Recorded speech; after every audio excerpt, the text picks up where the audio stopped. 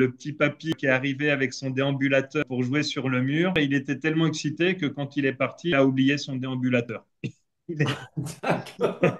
Ah, c'est énorme. J'ai plein d'anecdotes. Le sourire, la banane qu'ils ont, tu te dis waouh, je me suis levé pour quelque chose. Céline a fait un événement national avec 39 possesseurs de murs. Tant le même jour, on s'est retrouvé avec 5 murs, 2 de nos murs étaient là. Fierté de se dire, on a participé à un événement national. Il y a eu une alchimie et c'était magique. C'est un jeune homme qui a tout fait pour battre le record au jeu de réflexe. Il y avait un public très chaleureux, très encourageant. J'ai eu l'occasion de faire le Tour de France, de faire 4 dates de la flamme olympique, faire les 24 heures du Mans. Je suis allé à Londres. Sur la fan zone Coca-Cola, 9 jours et demi, on a fait 2700 personnes. On avait tout le temps 45 minutes de queue non-stop devant le mur. On avait des parents qui étaient les plombs littéralement. Ils font 45 minutes de queue pour jouer 1 minute et pour refaire 45 minutes de queue. De 11h à 17h, il n'y a pas eu 1 minute sans que ça joue. C'était la folie. Quand tu pars au boulot le matin, quand tu fais ton animation, enfin moi je passe des moments de fou rire. Je suis passionné de moto. J'ai réussi à faire jouer sur le mur un pilote qui est 3 fois champion du monde moto d'endurance. Donc, Team building pour 80 ou 90 personnes. Ouais.